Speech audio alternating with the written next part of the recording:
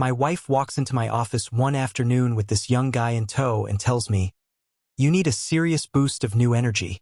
She introduces him as a lifestyle coach, thinking she's pulling a fast one on me. She figured I was just some easy target she could manipulate, but little did she know, I was about to offer that kid a deal he'd be crazy to turn down. His name was Julian. He was 29, had hands that had never seen a day of hard work, and was wearing a pair of shoes that cost more than most people's rent. Shoes I'm certain he didn't buy with his own money. The way Eleanor introduced him, you'd think she was showing off a prized painting she'd just commissioned. Standing there in our Greenwich home, she had this glow about her. The kind of spark I hadn't seen since our early wedding days. Right then and there, I knew exactly what was fueling that fire. It wasn't that home renovation she was always yapping about, and it wasn't some fresh hobby. It was him. See, I've been married to Eleanor for a long, long time. When you spend decades with a woman, you pick up on the little tells. I know the way her voice jumps up half a note when she's lying about her whereabouts. I know how she subconsciously reaches for her throat when she's terrified of getting caught. She was hitting both those notes right in front of me, completely oblivious to the fact that I was reading her like an open book. Julian stepped forward and offered his hand. It was a smooth, practiced move. He looked me in the eye and told me he was honored to work with a man of my stature. That one sentence told me everything I needed to know.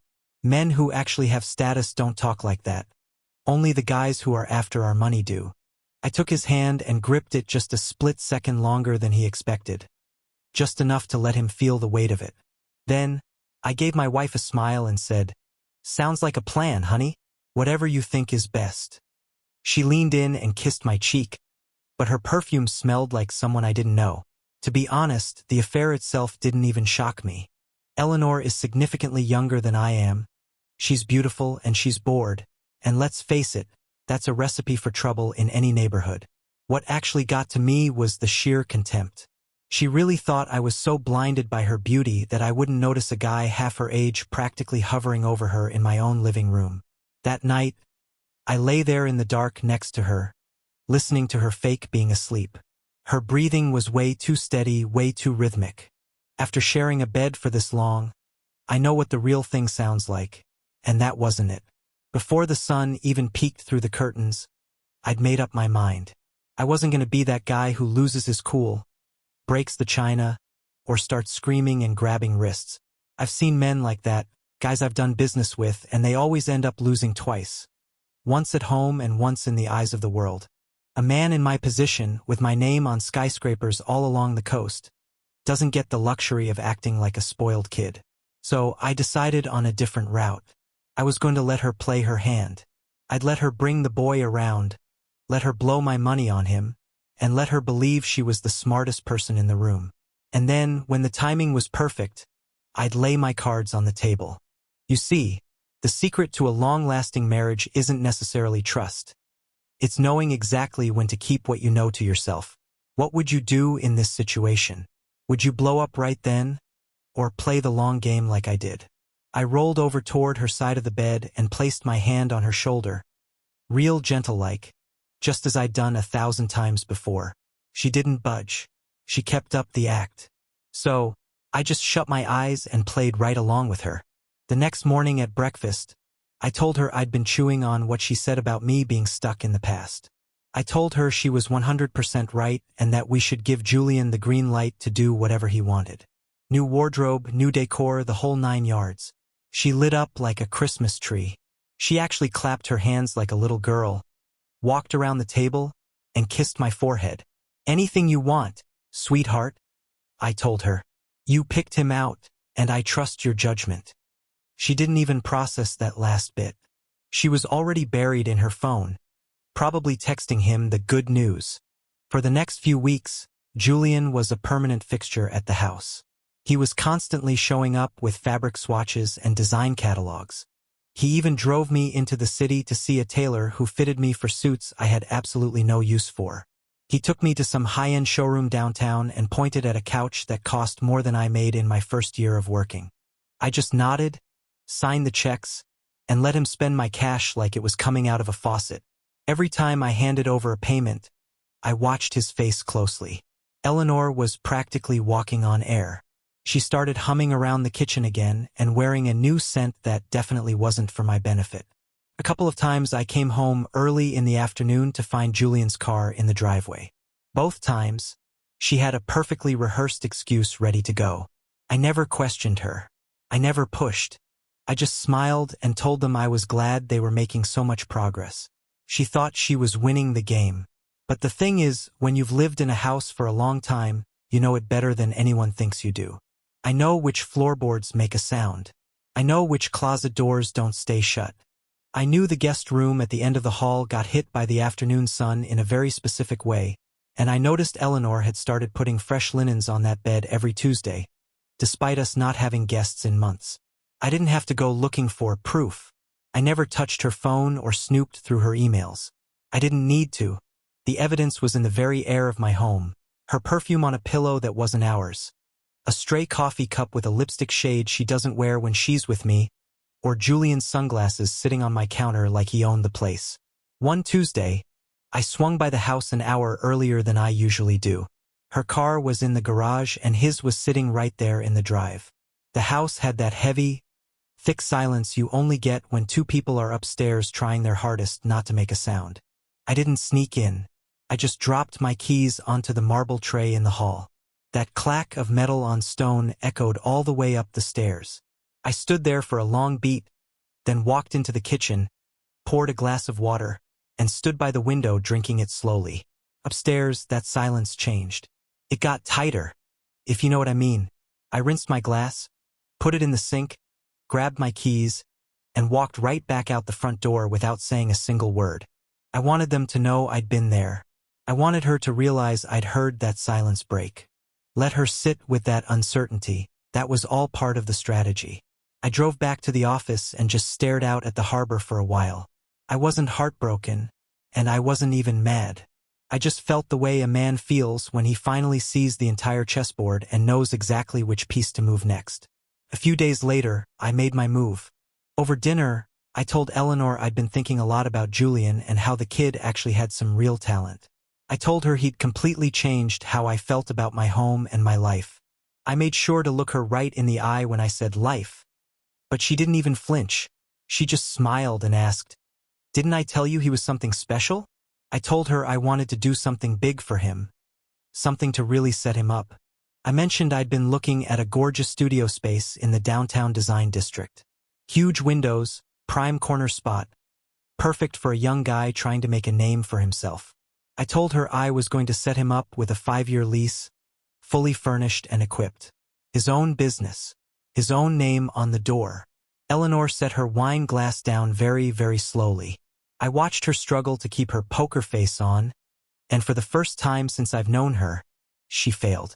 There was this flash in her eyes, pure, unfiltered triumph, before she managed to pull it back into that doting wife smile. "Robert," she said, "that is incredibly generous. He's going to be ecstatic." I told her I wanted it to be a surprise and that I'd handle all the details personally. I told her not to breathe a word to him. She agreed immediately. Of course she did. In her mind, she'd already done the math. Her husband was paying for her lover's new headquarters. In her head, she'd already won the whole game. The way she saw it, I was footing the bill for everything, and Julian, now funded, successful, and no longer looking like a kept man in her husband's house, would be all hers. I just poured her another glass of wine and told her I loved her. 2 days later, I gave Julian a call and told him to drop by my office. Just him. I told him we had some private business to discuss that was going to change his life. He showed up that afternoon wearing a navy blazer and a watch I hadn't seen before, sitting across from my desk with his chin up like he already owned the place. I had 2 things sitting on the desk between us. A leather folder with the lease inside, and my phone, recording everything right out in the open. I told him I record all my meetings and asked if he minded. He just nodded and said, "Of course, no problem." With the smugness of a man who thought he was my new partner, I slid the folder his way and explained the deal. 5 years, prime real estate, fully furnished. His name on every page. I watched his hands shake just a little as he opened it. Then I gave him the catch. I told him he would walk out of that office and never speak to my wife again. No calls, no texts, not even a wave across a crowded room. I had a single sheet of paper ready, a promise that he'd cut all contact with Eleanor. If he signed, the studio was his. If he didn't, he walked out with nothing. He didn't even blink. He didn't ask how she'd feel or ask for a minute to think. He just grabbed the pen and signed his name. After he finished, I kept my voice real low and friendly. I asked him, "Won't you miss her, even a little bit?" He actually laughed. It was that kind of guy-to-guy laugh, like we were in on a joke together. He told me, "Business is the priority. Crushes come and go." Crushes. Like my wife was just some catchy tune he'd gotten bored of hearing. I thanked him for being honest, shook his hand, and told him we'd be in touch about the keys. He clutched that folder like it was a newborn baby and walked out. Before he even hit the elevator, I could see him on his phone, probably calling someone to brag. The second that door shut, I called the building owner and told him to tear up the lease. He asked if I was sure. I've never been more sure of anything. I sat there and looked at the recording. 41 minutes of every shrug, every laugh, and every cold word he said about her. I emailed a copy to myself and locked the original in my safe. That night, I went home and made Eleanor dinner, salmon, exactly how she likes it. I asked her about her day, and she told me it was wonderful. I waited one more day to let her feel safe. I wanted her to wake up thinking she had it all: the husband, the lover, the house, and then lose it all in one conversation without me ever having to raise my voice. That Thursday at 7 p.m., I found her in the kitchen, humming in a silk robe. I poured a bourbon, sat across from her, and told her calmly that I'd canceled the studio. Everything. She looked at me like I was speaking a different language. "Why would you do that?" she asked. "You promised him a start." I just set my phone on the marble counter and hit play. I watched her face crumble in real time. It wasn't like I was enjoying it the way an angry man might. It was more like watching a building I used to admire finally get torn down. She heard him laugh. She heard him call her a crush. She heard him sell her out in 3 seconds flat for an office space. When it ended, she was dead quiet. She looked at that phone like it had physically bitten her. She finally looked up and asked, "Why are you doing this?" I looked her right in the eye and said, "You traded everything for this. Now you've seen the receipt." I slid that signed promise across the counter. She picked it up with 2 fingers like it was a piece of trash. I told her the house was mine long before I met her, and it would stay mine. She had until midnight to pack a bag. A car was waiting, and a hotel was booked for 3 nights. After that, she was on her own. She tried to speak, but nothing came out. I put on my jacket and walked out the front door without even slamming it. I left her there holding a piece of paper that told her exactly what she was worth to the boy she ruined our marriage for. I slept on my office couch that night, not because I had to, but because some things a man just doesn't need to watch. The next morning, I had the locks changed and told my secretary to stop forwarding her messages.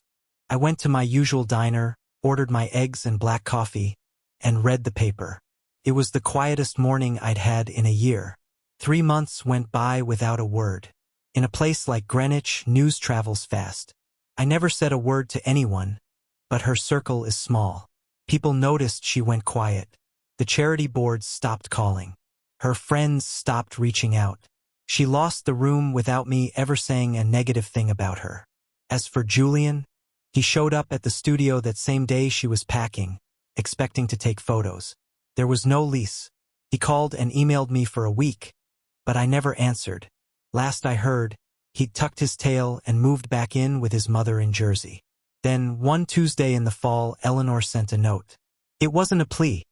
It was a business request to meet at a coffee shop in the next town over. I almost skipped it, but I wanted to see her play. She was sitting there in a coat I'd bought her 2 years ago. She looked rested, and she didn't even stand up when I arrived.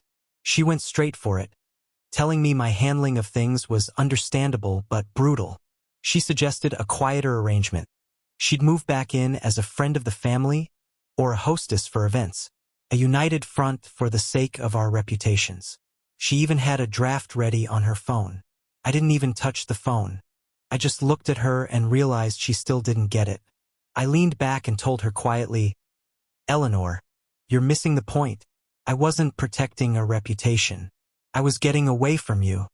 The look that crossed her face. That was the last of the woman who thought she was running the room. I left a 20 on the table for her coffee and walked out into the cold, clean air. I sat in my car for a second, watching my breath, then drove back to the diner. The waitress called me by my name, and the guy at the next table gave me that nod men give each other when they recognize a peer. I ate my eggs, paid in cash, and went back to being a man who lived in his own house on his own terms. That was 18 months ago. Eleanor's down in Florida now, renting near her sister. Julian's long gone. That's the story. I appreciate you listening. If you want to hear more like this, make sure to subscribe. There are plenty of untold stories left to share.